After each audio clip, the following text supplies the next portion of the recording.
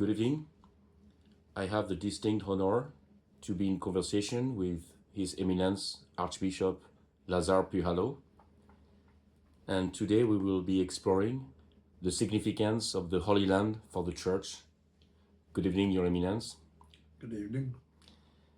Your Eminence, with today heightened attention on the Holy Land, and in light of the current conflict, with the full support of America, including American evangelicals, to the State of Israel, that is conducting the war in a way that the International Court of Justice described as a plausible genocide, one might wonder, what is the significance of the Holy Land for the Church? What is the actual presence of the Church in the Holy Land? And does the existence of the Israeli state matter for the presence of the Church? Is it, for example, in some ways comparable to Saudi Arabia as the guardian of the holy site in Islam? Thank you. The situation at present, of course, very difficult. We kind of acknowledge the fact that a genocide is going on, and we also acknowledge the fact that Israel has the complete support of the evangelical movement that's called the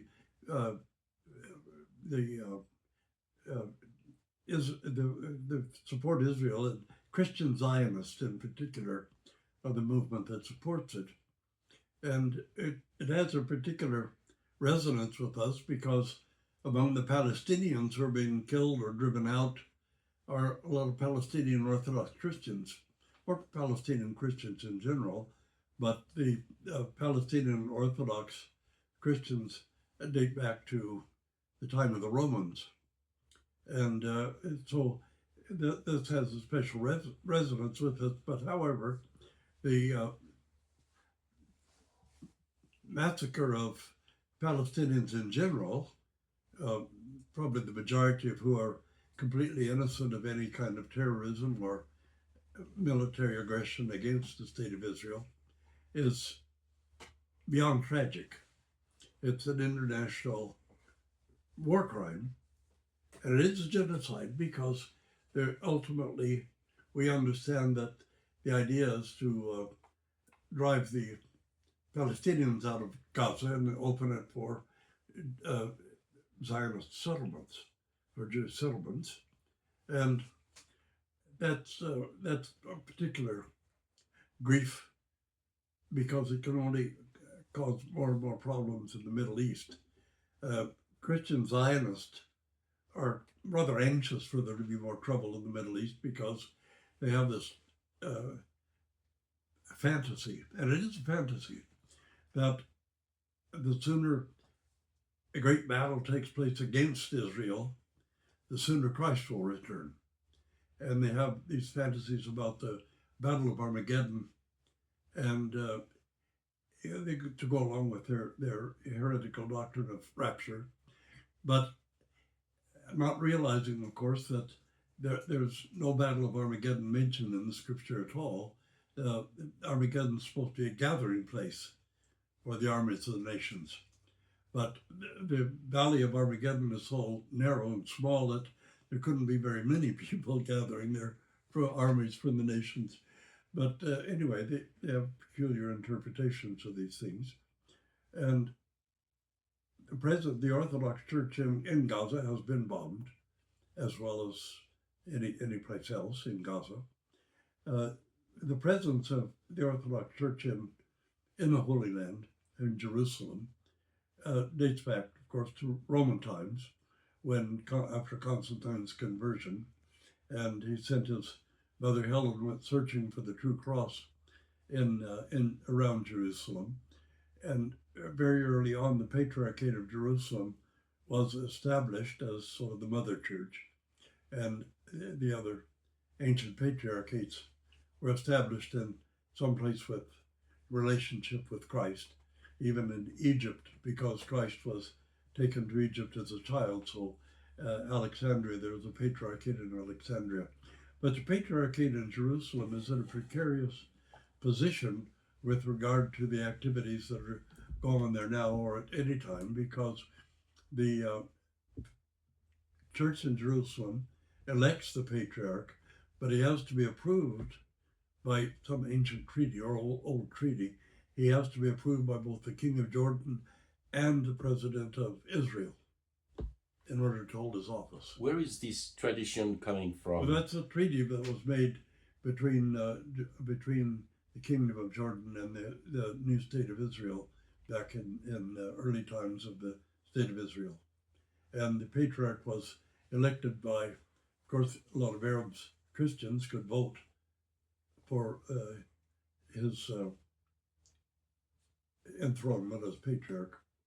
But the other presence in Jerusalem are mostly Russian, because the Russians had a series of excavations in Jerusalem, and they built a sort of a museum and house for it called the Russian Excavation Museum. It was controlled, it's still controlled, I believe, by the Russian Church, and it's right next to the Holy Sepulchre, Church of the Holy Sepulchre. And then there was Russian, really, a cathedral in Jerusalem at one time, because the Russians were the protectors of the pilgrims, Christian pilgrims to Jerusalem during Arab times, Turkish times, and especially during the Turkish Empire times. Why did that role of protecting the pilgrim was attributed to the Russian?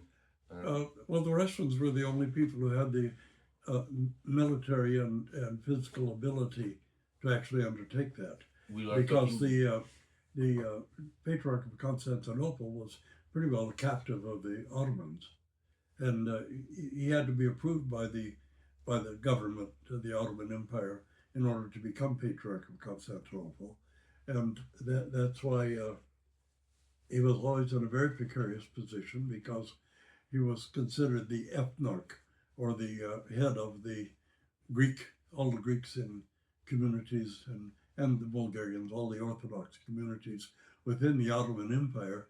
So it was a political appointment as well. Part of his job was to pacify the Orthodox Christians so they didn't try to rebel or they tried to obey the Turkish government. And so the Russians were, of course, completely independent. And at that time, I believe they were only totally independent Orthodox Church, because the Ottomans controlled Alexandria, Syria, and the Ottomans controlled parts of Romania, always parts of Romania, and Serbia at that time.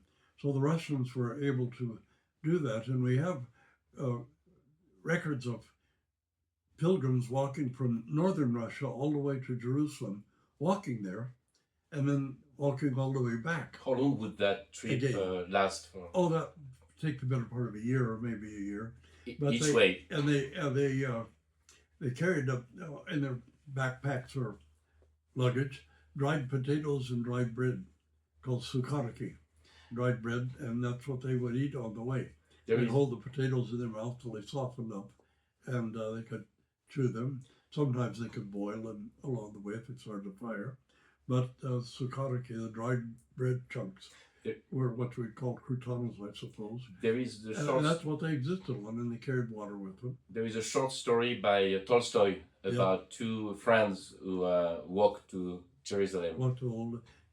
And with Russian pilgrims in Jerusalem, there are several writings, I think, about or mentions of it.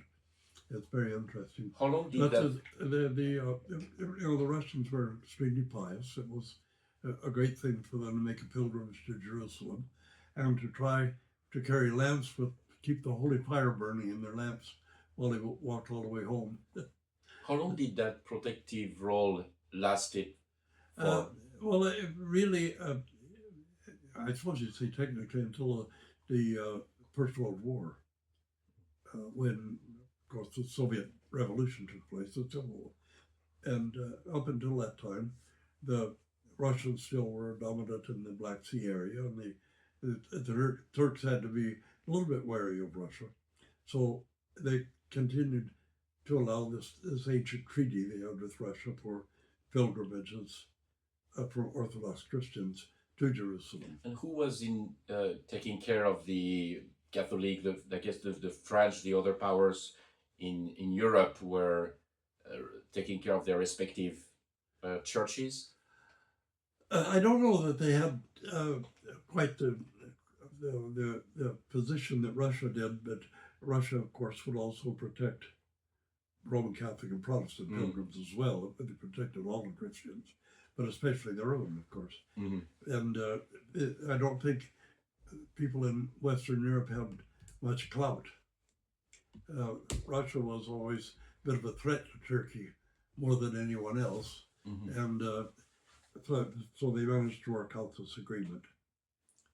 And they had, I believe they had way stations along the way, especially through Turkey, where people could stay over and refresh themselves.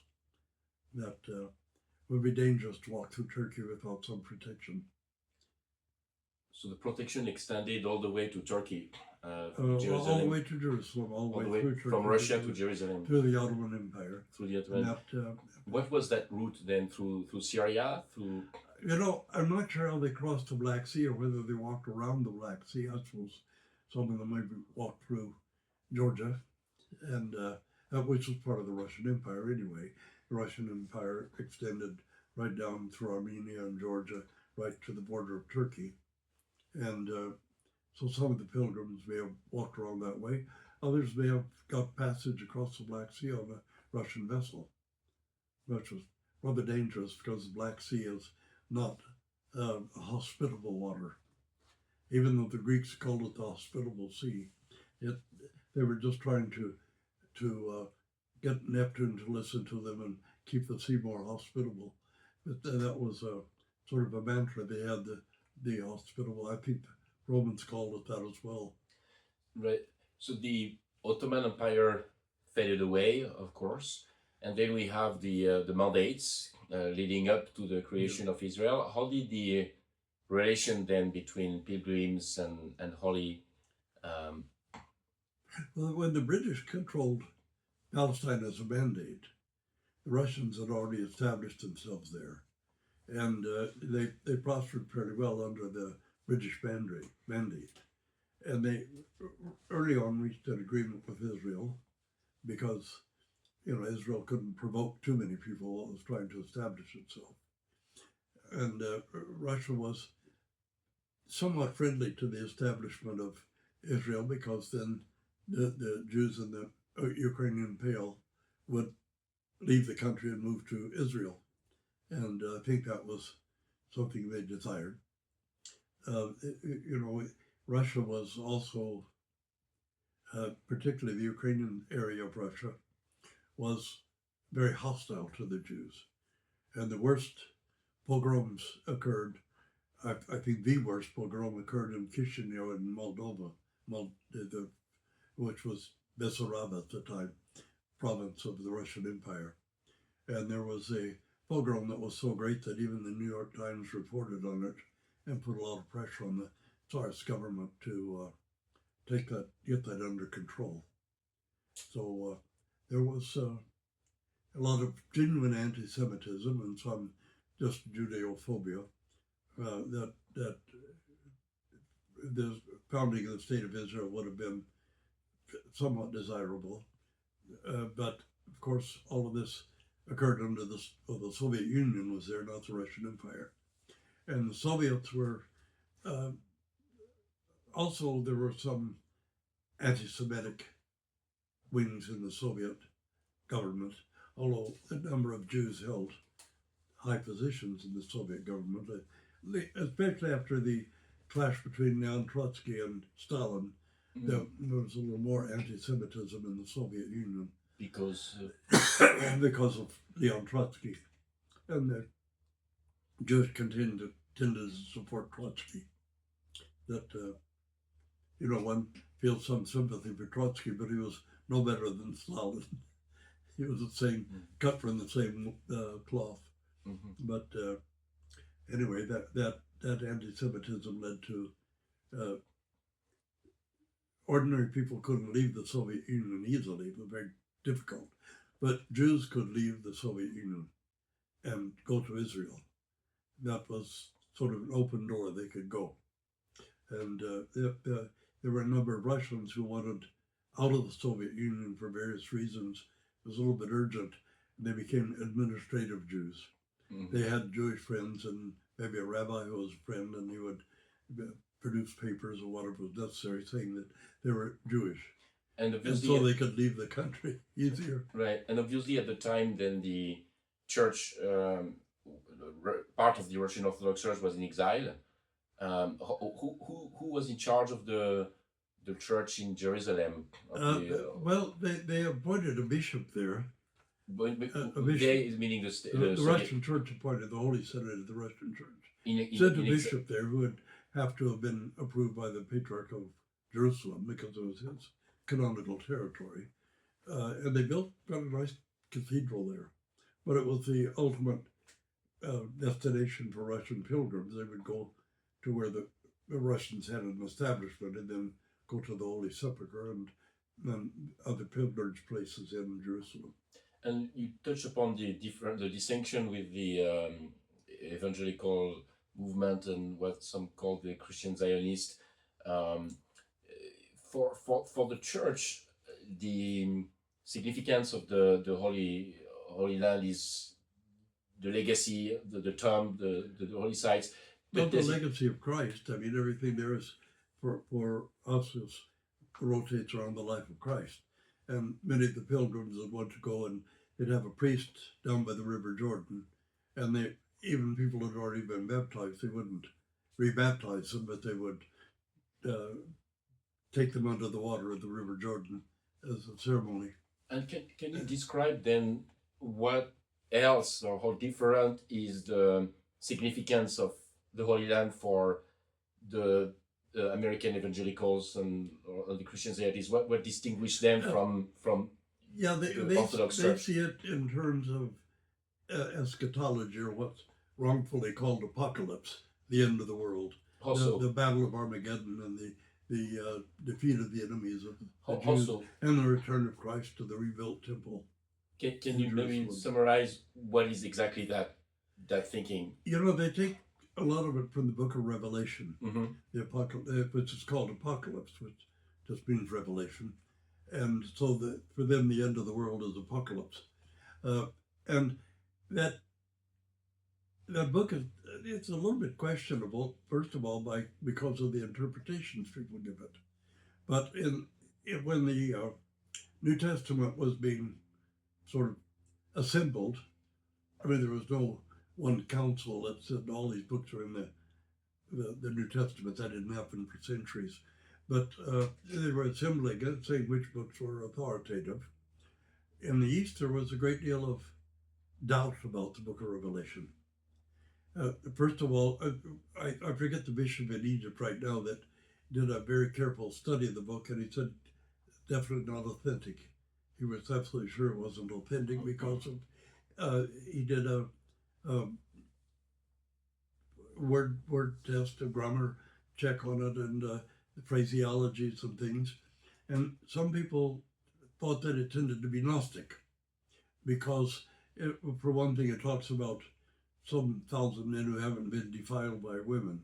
And that would be kind of a Gnostic formula because getting married would defile you if you had children. And Gnostic, maybe for the non-religious audience, Gnostic would be...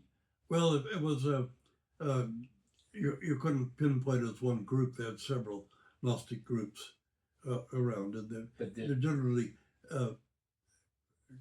collated together under the title Gnostic.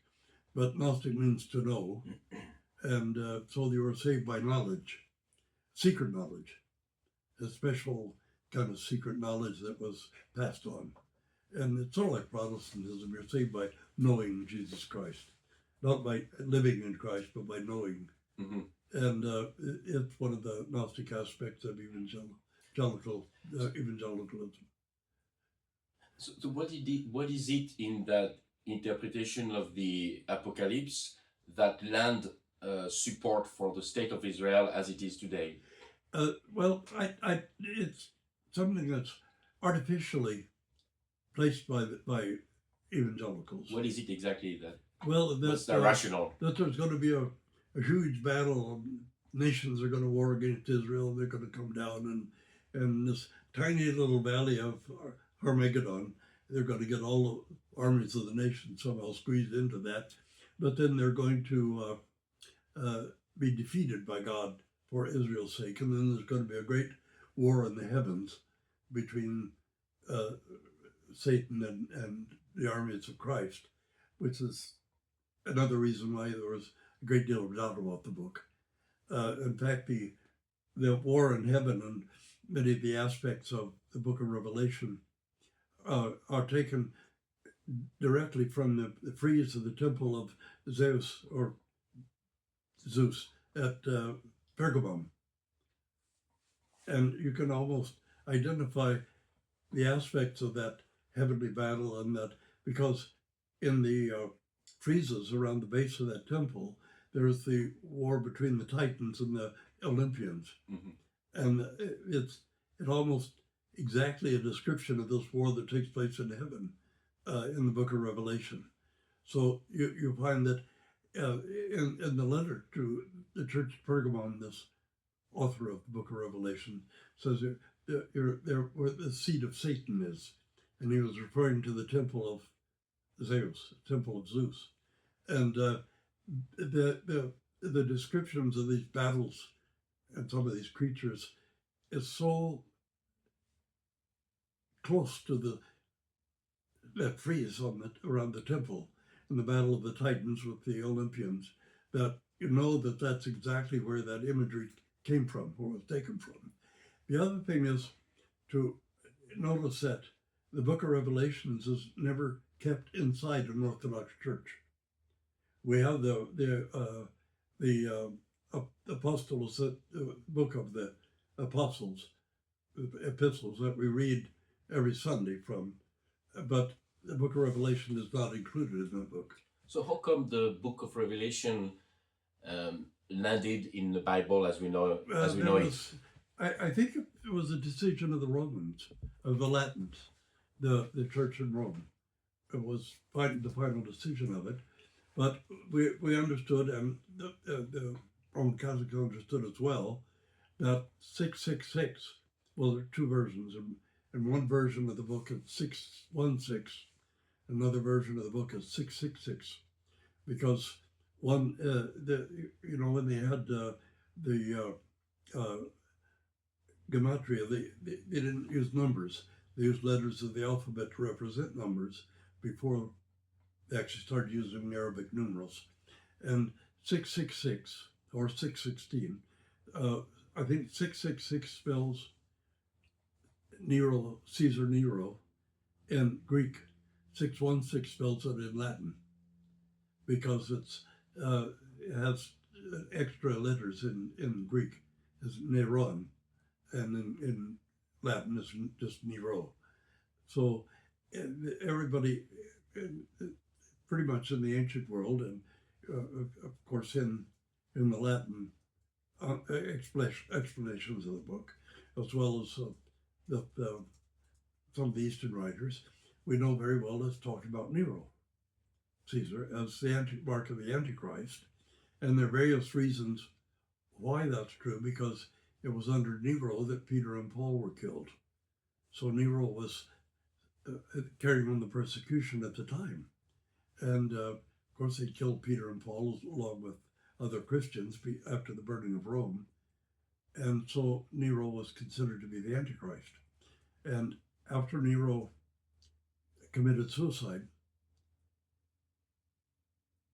there was rumors that in Rome that he had come back to life and was going to reign again in Rome. So that's part of the story that you find in the book of Revelation, that he's raised from the dead. And so many of the aspects of it tell you that it's talking about the Roman Empire and the persecutions by the Romans. And the persecutions, of course, began and were quite severe in Rome under Nero. And that's why he's sorted out as the Antichrist. And so if I understand correctly, the founding father of the authorities within the Catholic and subsequently the Protestant Church decided that this was a legitimate part of the Bible, while the Orthodox Church decided against it. I think there was correct? there was a discussion, and Rome was one of the 5 patriarchs in the ancient church, or Orthodox patriarchs, before the schism. So Rome had a great voice. It was the bishop of the capital of the empire, as far as he was concerned, the capital of the world. So he had a special position as first among equals, and he had a special authority in it. But I think, as I understand it, now the book of Hebrews was also questioned, and somehow there was an agreement worked out that in the East they wanted the book of Hebrews in, and Rome didn't necessarily. In the East, they were considered the book of Revelation dubious, so somehow they reached an agreement that Hebrews and the book of Revelation both ended up in the in the New Testament.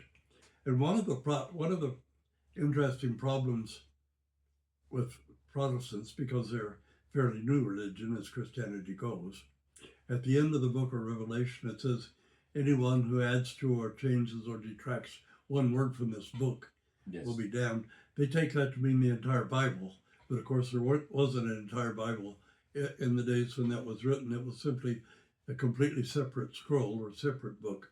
It wasn't attached to or a part of a Bible. So it's talking only about the book of Revelation. And that is also a phraseology that one finds in many Gnostic writings, that curse at the end of some of the Gnostic writings. So that means that both the Orthodox and the Catholic and the Protestant include the book of Revelation, meaning the Apocalypse, into the Bible. Yeah, they include it, although the Orthodox Church still considers it to be dubious because it's never read in church. It's never read in the cycle. So you have the Gospel of the Apostles read in the cycle throughout the year.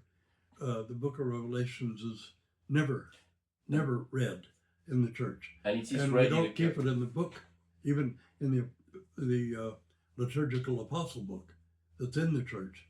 The book of Revelation is not there. And that's distinguished. That's not the case with the Catholic, where it has the same. I don't know if they ever read it in a cycle or not, because I'm not familiar with their cycle of readings. I mean, in ancient times they would have had the same cycle of readings up until the schism and things changed. But the fact is, it's still in dubia, what we call dubia, I think, and it's easy to determine that the author of the Apostle of the Gospel of John, there's some similarities in structure, and it wouldn't be impossible that the Apostle John wrote it because he lived to 100. So of course he could have written it around 90. It seems to have appeared sometime around 90 or 100, and someone will say, well, but if it was written around the year 100, wouldn't John already be dead, or he'd be 100 years old? Well, not necessarily, because there's no reason to believe that Apostle John was born in the year 1. And probably, since he was unmarried and his brother were unmarried, they were probably still in their teens when Christ called them. They didn't have such a thing as teenage years in the ancient world. You were 13, you could go in the army. You were eligible to be a soldier, and you could testify in the law courts at that age. Later, what became the bar mitzvah, the coming of age. But, John could have been 15 or 16 when Christ started his ministry. It would have been perfectly logical for an unmarried Jewish man to have still been quite young, or he would have been married. But that's all that's a matter of speculation. He could have written the Apocalypse. It's doubtful, but it could have been him who wrote it. And so, in the reading of the Book of Revelation, the Apocalypse by the evangelical movements, of course, for the scenario, with regards to the scenario you described, Israel has to exist. So for them, the existence of Israel is something of a necessary condition, Yeah. and that lead to a full backing of the state. Um, and So that's for the evangelical. Now you mentioned your church, the Orthodox Church, has a presence there, like it has had for centuries, if I remember correctly, with cordial, functional relation with whatever authority runs the place, runs the show there. Whether it's been the Ottomans or the Brits or the State of Israel, but what then happens when you have a temple, a church that is bombed? What does the church say? How does the church behave when its faithful, its followers are attacked and are killed on the very land? Sorry. Well, what's happening in Israel and Gaza right now, and on the West Bank, because there have been some new outrages on the West Bank. But I don't know how the Patriarchate and the State of Jerusalem are responding to this, because we don't have an insight into that. It wouldn't be something that was publicly published or known. But I know that at least some of the church have responded by cautioning Israel. But it's very difficult, because Israel is a member of the United Nations, has a seat in the United Nations, and has, I believe, signed the Geneva Accords, and it could be subject to the International Court of Justice. I'm not sure if they signed into that. But, of course, all the protests that we can lodge fall on totally deaf ears, because Netanyahu and the Likud party, of the right-wing parties in Israel, are determined to, and I believe some encouragement from the Christian Zionists, to recover all the lands of King David. Because to recover all the lands of King David and rebuild the temple, then Christ can return. What does it encompass? It's also kind of theoretical, because remember that the Old Testament was written by chroniclers, not by historians. And people are trying to aggrandize and sort of inflate the history of Israel. So that would extend all the way to Damascus, because Damascus was the client state of King David. And of course, the West Bank all the way to the Jordan River, and the Gaza Strip would all have to be returned to the control of the state of Israel. And, part of the quandary here is that the state of Israel, as an identifiable political entity, disappeared, around 700 BC, when the Assyrians invaded and wiped out the entire kingdom. There was nothing left but Judea and Samaria. So the history after the Assyrian invasion proceeds not through Israel, but through the kingdom of Judea. And at one time, there were several temples. Jeroboam built a temple. The Sumerians had their temple. I think you got 2 or 3 temples, one on Mount Gerizim, which was their main temple.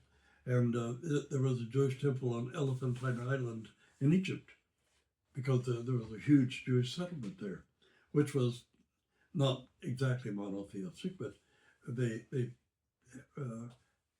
practiced elements that would appear in the Torah later. And so there were several temples, and then King David, and perhaps even Saul, they wanted to centralize the state, bring it all together. So they wanted a single temple where you could worship and offer sacrifices, and that would be in Jerusalem, which was the capital of David. And that's why the temple was built, afterward by Solomon. But it was to centralize worship in Jerusalem and not have the tribes so scattered as having their own temples. Israel was never a monotheistic state until at the earliest 500 BC, but some experts say that Judaism as a religion was founded in around 200 BC. So it wasn't a monotheistic state.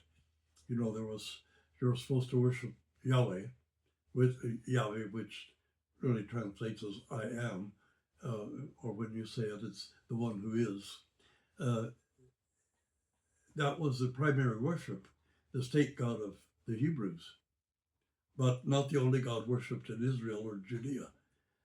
You know, we know from archaeology and from some of the people who wrote at the time that there were house gods, town gods, tribal gods, regional and temples on the high places to God. And in Elephantine, that the Jews at least paid money to some of the Egyptian temples. Whether they did that just so you could get along with them or not, we don't know. But they did have a temple to Yahweh on Elephantine Island. Israel, what we consider Israel today. Well, Israel ceased to exist after around 700 BC when the Assyrians came in and liquidated the land and carried away all of the elite from Israel into captivity. They pushed them east, and so far east that, as a matter of fact, they found, I think, in Assam, in India, a tribe of people who call themselves Jews and who keep Torah. They keep the Sabbath, they keep the fast, and they observe the Passover. So it disappeared, and then it was. So we don't even know how far east they scattered all these people. But then they well, some of them came back. But Israel never existed again as a state. You know, it was Galilee and Judea. That's why the religion is called Judaism. So what happened, Judaism. What happened then 2 centuries before Christ that it became monotheistic? Well, I'm not sure exactly. I haven't gone into some of the writings of the scholars, even Jewish scholars, who believe that was the time of the actual founding of modern Judaism. I've always taken it as being at the time of the carrying away into Babylon, because that's when the elite and the priestly caste decided they better write down all of the oral traditions, so to keep their identity and not lose their identity in the captivity. And so, you know, when Cyrus allowed the Jews to come back from Babylon, it was only the elite that came back.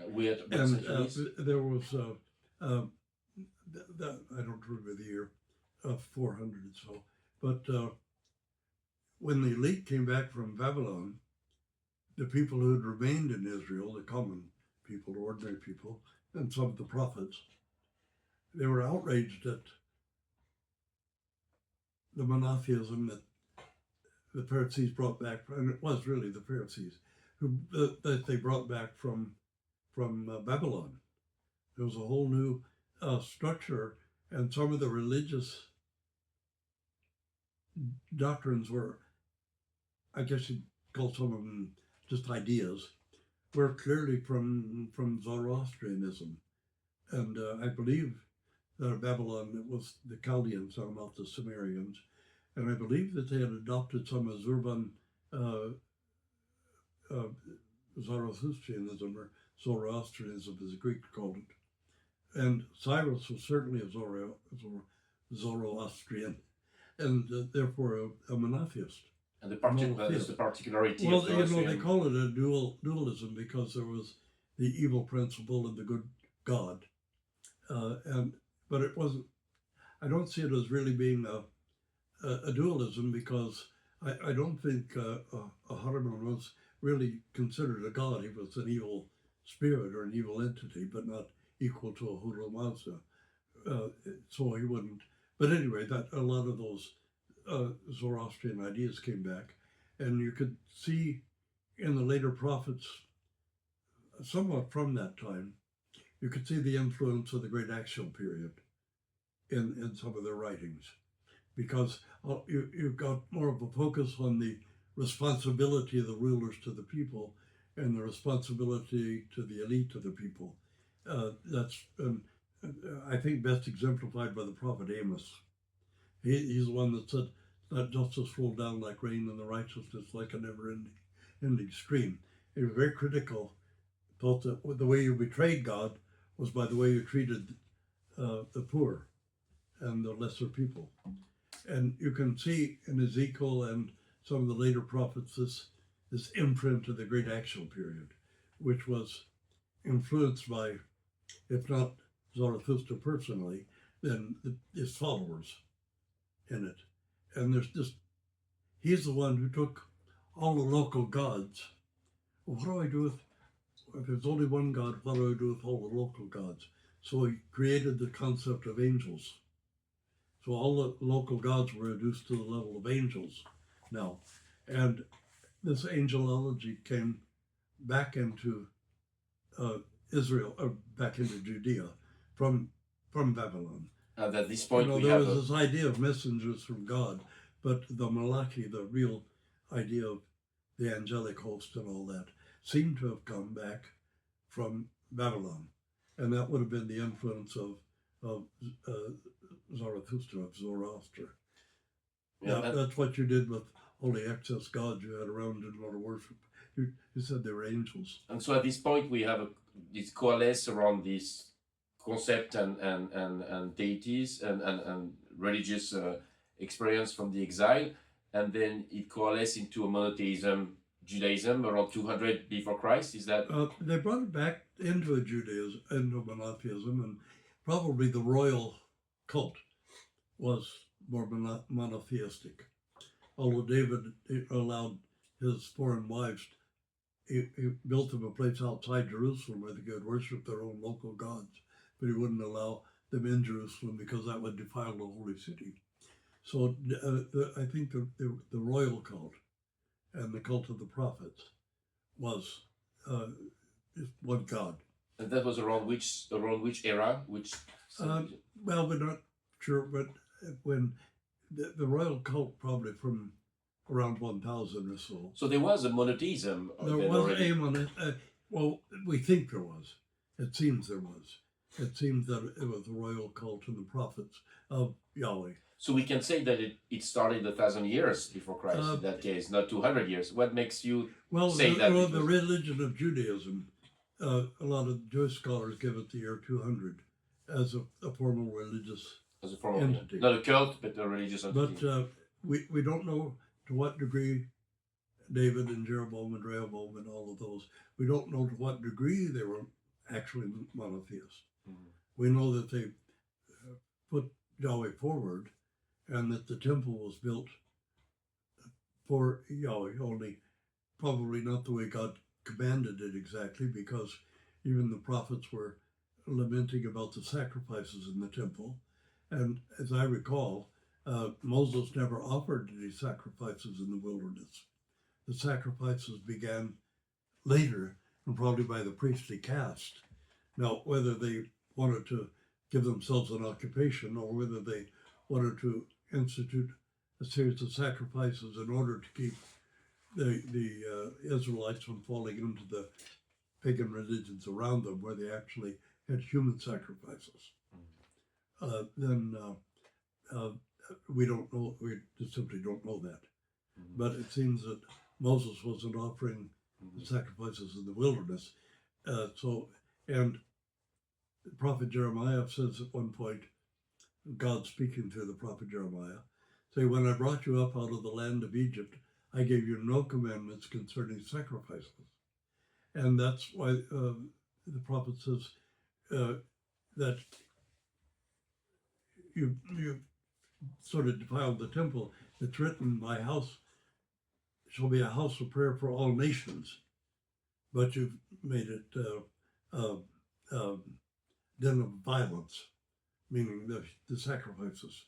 And when Christ came to the temple in Jerusalem and we say purified the temple, he quoted that verse, and it's usually translated in English and perhaps other languages as, you've made my temple a den of thieves.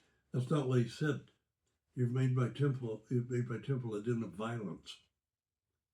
And the later prophets were all very skeptical of the sacrifices, in it.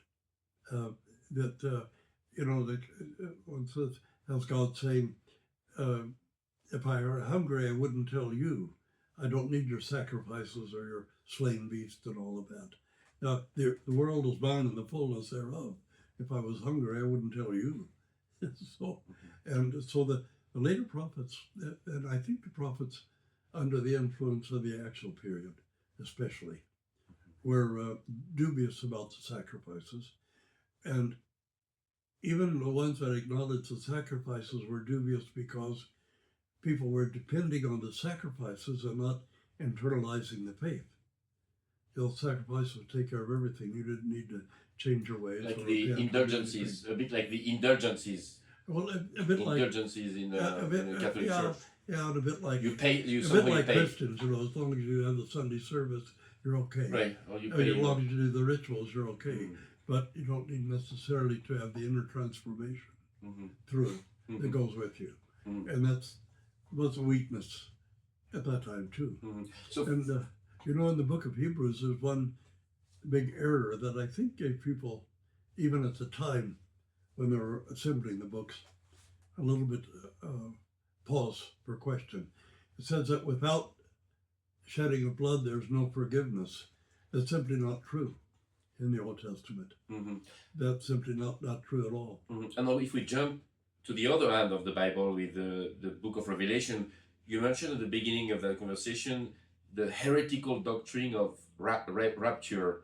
Yes. What is that doctrine first? Well, in about can you describe that this doctrine? It appeared in about 1948, and a Plymouth Brethren pastor, an evangelical pastor named Darby. In America? I believe he was still in Britain. He was a Plymouth Brethren anyway. Maybe he had come to America by then. But he had a dream in which all of the evangelicals, not all Christians, all the Christians who agreed with him, would be, before the Great Tribulation in the book of Revelation, they would be caught away into heaven. What is that tribulation? The Great Tribulation is all an apocalyptic thing. Oh, right. But the Christians, at least the evangelicals, would be caught away into heaven. They'd be able to look down on the sufferings of everybody else and take some pleasure in it. But there's this sort of I told you so pleasure. But so they're waiting for this rapture when the believing evangelicals will be called away into heaven and everybody else will be left here to suffer and be tormented by the Great Tribulation when Antichrist reigns. Well, that was another reason for this, another division in Christianity, because several Protestant denominations knew that that was just a novel doctrine. They never accepted it. So it caused a kind of a split. And evangelicals accepted it because it came from the Plymouth Brethren, I suppose. And some of the Baptists never accepted it. Some of them were kind of accepted it. And I think Billy Graham accepted it, but his wife rejected it because she was a different kind of Baptist than he was. But it's one of the reasons that the book of Revelation is more divisive than uniting, because it's the way you interpret it. And we're quite certain that Mark of the Beast is just the name of Nero. And the reason they say about the Mark of the Beast, because at the time you had to prove your loyalty to Rome, and the Christians in particular had to offer incense to the emperor, is still God, and to the Roman gods. And when they offered this incense, they would be given what's called a kragma, a token that they had offered the incense, and they would have to present that in the marketplace. So some Christians would bribe a non-believer to take their name, register their name, and go and offer the incense, and then they'd bring back and give them their kragma, and they could buy and sell.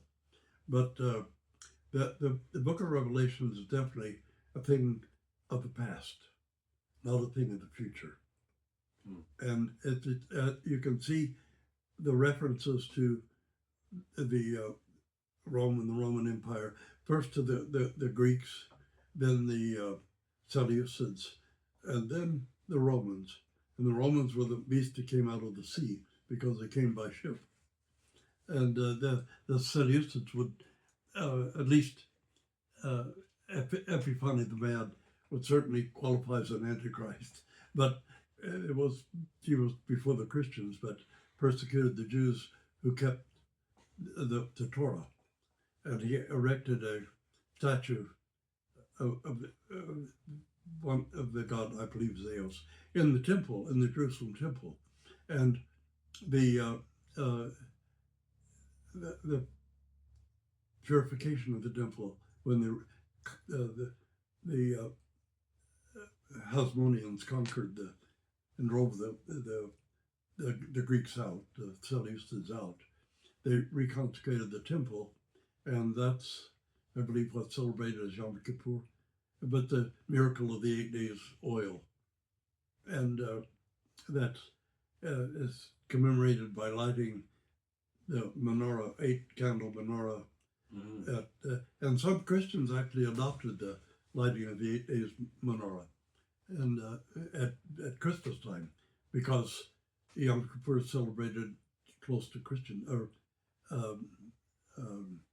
Hanukkah, and those feasts are all celebrated and they passed into some Christian practices, all of them. But anyway, Hanukkah's celebrated near Christmas time. So if the book of Revelation is dubious, then for the other than evangelical denomination, how does time end? How does the world end?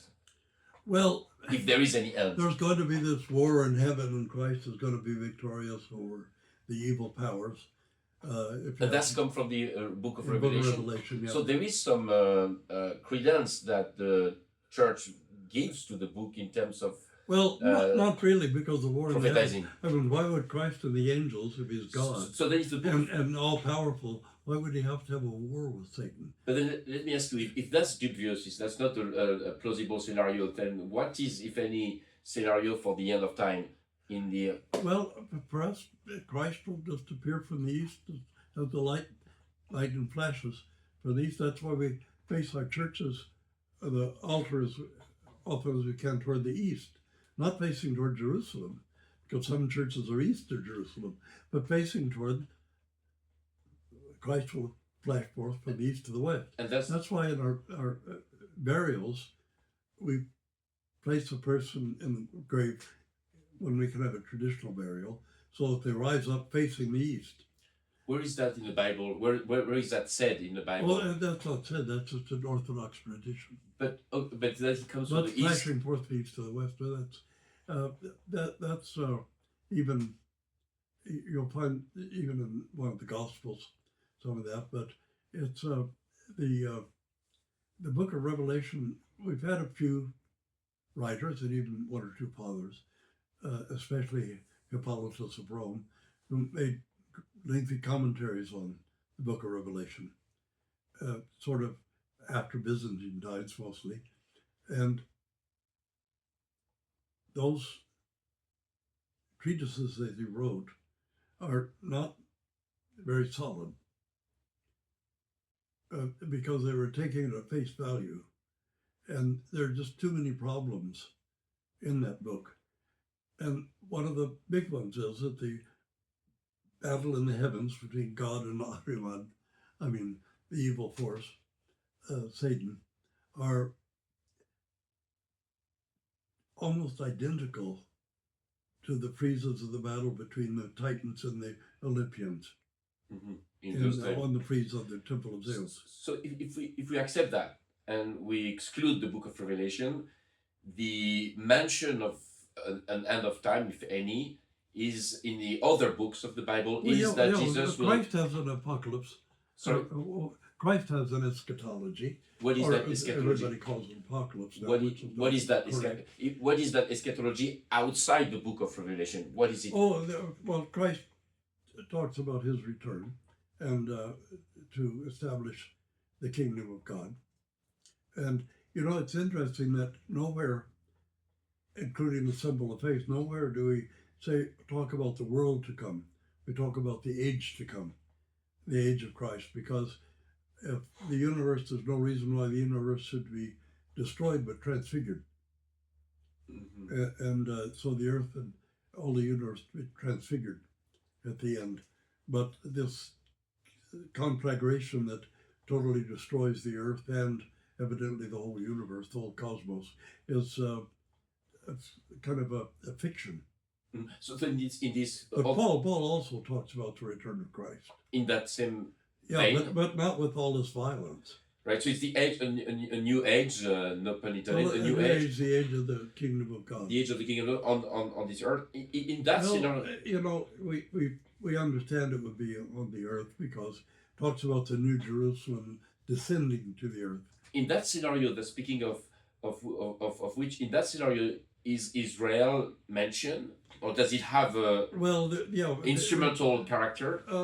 You know, there's this precept, and some of the Holy Fathers actually mentioned it, that the Jews will acknowledge Christ when he returns. And at least most of them, or a certain number of them, and they're saved by the same Christ. So it's the Jews, Messiah. It's the Jews, not Israel. Well, the Jews actually we're talking about. Right. But we're not talking about an state no, it's a new city of Jerusalem. It doesn't say new kingdom of Israel will descend. And as part of this entire about the Israelites, meaning the Jews. As part of the scenario, as you said, the Israelite, the Jews will have a role to play. Acknowledge Christ. Yeah. Another state. See, that's another obnoxious thing. The in the evangelical thing, and drawing from the Book of Revelation, that 14,000 Jews, or 14 million, or 14 from each tribe, whichever way you want to interpret the Book of Revelation, are going to be saved. So evangelicals go to Israel constantly trying to convert Jews. And then they would call it Christian Zionism. But, Christian Zionist communities contain very few Jews. It's Christians who identify themselves as Christian Zionists and identify themselves now as Israelites. And a lot of them keep aspects of the Torah. But that's mostly drawn from the Book of Revelation. So it's highly undependable. And the Book of Revelation is so symbolic. I actually wrote a commentary on the Book of Revelation once and published it. But the thing is that there's so many avenues of interpretation in the book that it's interpreted so many ways. But usually the aspects of it, among things that are overlooked, is why on earth would the God of heaven, who's all-powerful, all-knowing, all-seeing, have to have a war with Satan? Why didn't he's all-powerful, so away with Satan. That's it. And the thing is that the strange tale is that Christ sends the archangel to lock Satan in hell for 7 years or so, or 1,000 years. Satan is locked away for 1,000 years, and then he's released. And that's when the war in the heavens has to take place between God and Satan, and Christ and Satan. Why on earth? I'm trying to make some sense out of that. Why is if he has power to cast him into hell for 1,000 years, why didn't he have power to leave him there? Why does he have to come back and cause all that trouble and chaos and suffering? It's so the book overall, the Book of Revelation is simply ludicrous, and it simply is unworthy of God, unworthy of the power of God, the person of God, the station of God, unworthy of Jesus Christ as the Son of God, and it really contains so much Roman and Greek mythology in it that it's highly undependable. And so we just don't read it in church at all. And we don't preach sermons on it either. So that's interesting, right? Because in what distinguish the church from the evangelicals, not to pick on them, and also I want to say that might not be all evangelicals that are Yeah. Zionists necessarily. So I don't want to have a capsule perspective here or definition. There might well be evangelicals who do not follow that particular Zionism, Christian Zionism movement, but for the church, the Holy Land is for what it is. It's holy because Jesus walked on that land, and it is a legacy, and kind of that's it.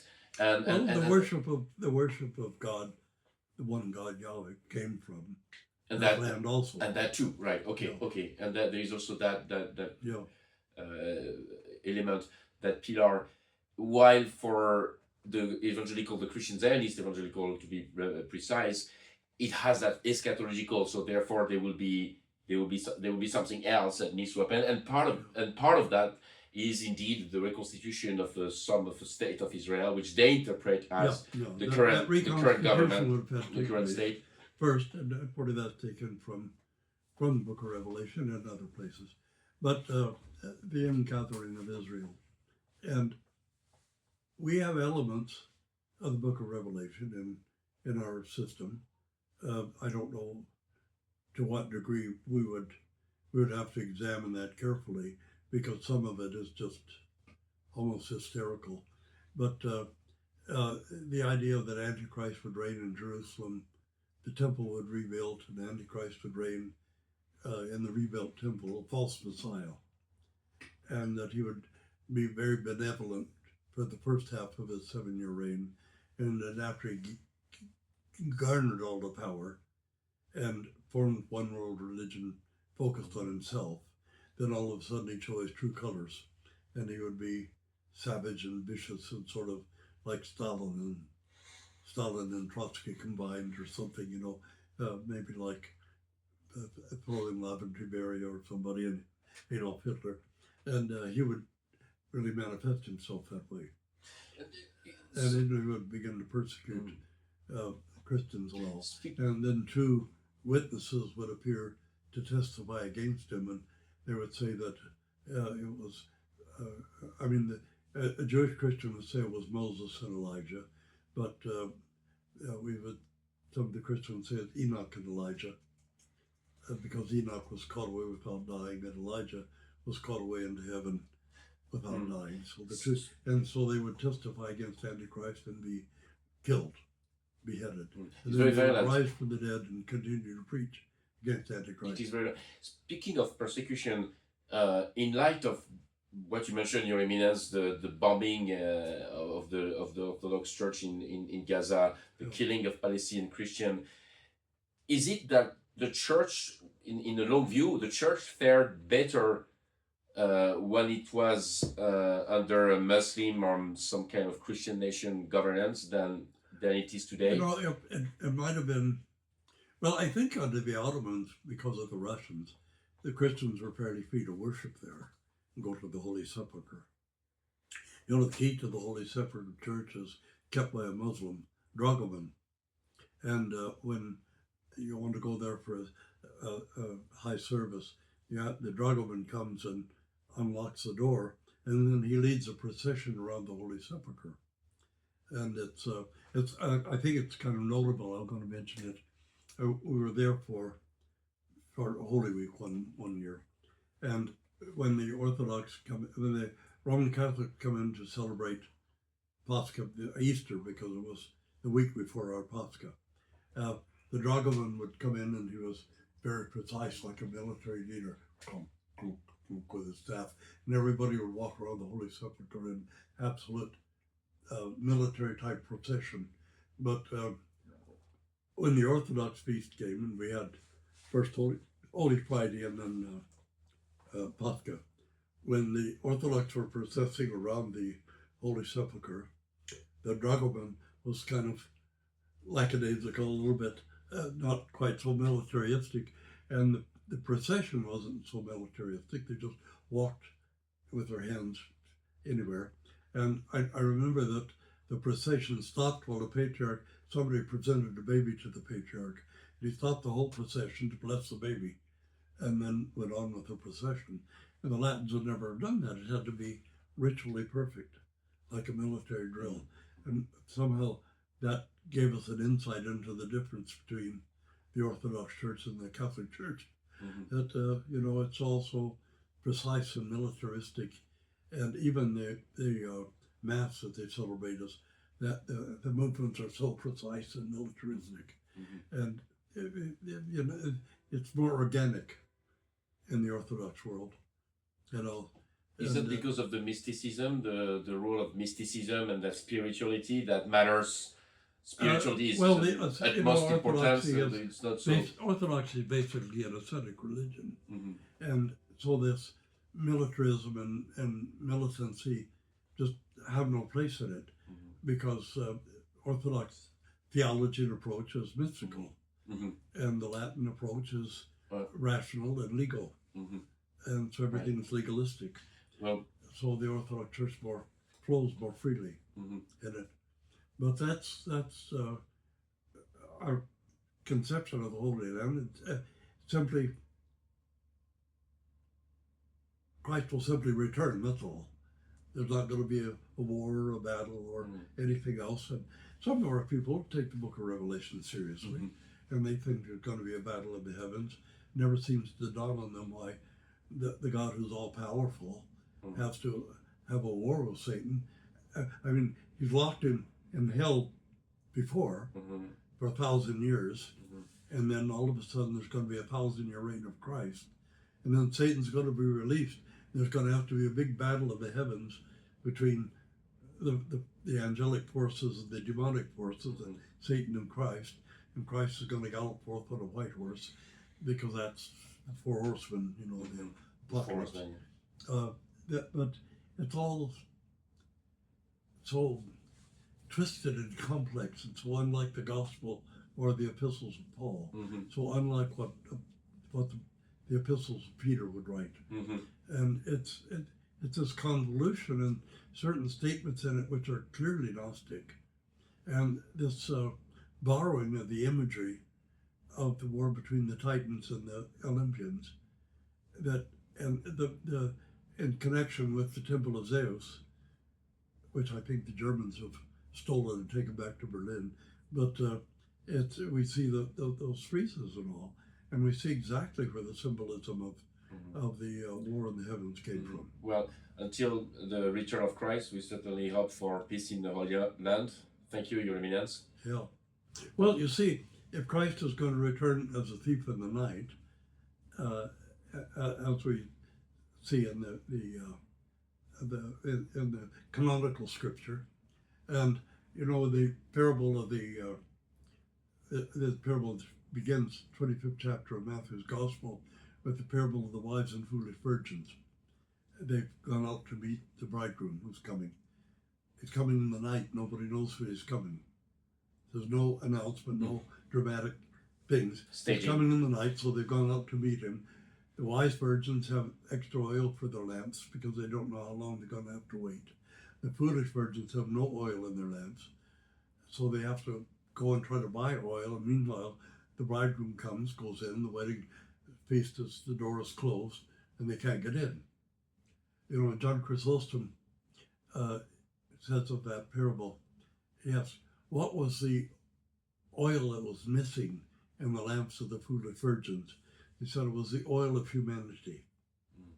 And then the last parable is three seamless parables in that chapter. The last parable is, I was hungry and you didn't feed me. I was thirsty and you gave me nothing to drink.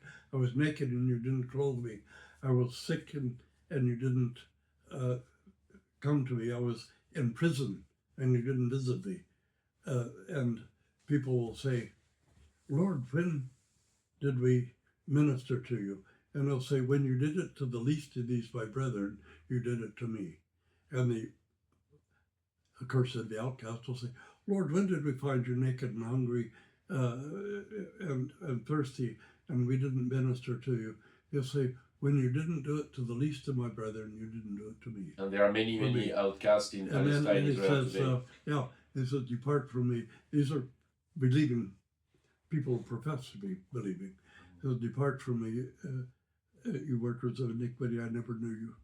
And a couple of, it's more than once where that thing is, when people come and say, Lord, Lord, we cast out demons in your name. Lord, Lord, we heal the sick in your name. Lord, Lord, we raise the dead in your name. Say, depart from me, I never knew you. Because they had no humanity. And we certainly need They more didn't humanity. they didn't minister to those who were poor, naked, and thirsty, and in prison. And there are many of them there are many of them in the Holy Land today. Yeah. Thank you, Your Eminence. Well, that's exactly it. So anyway, that's enough. Yeah. So Thank you for the conversation.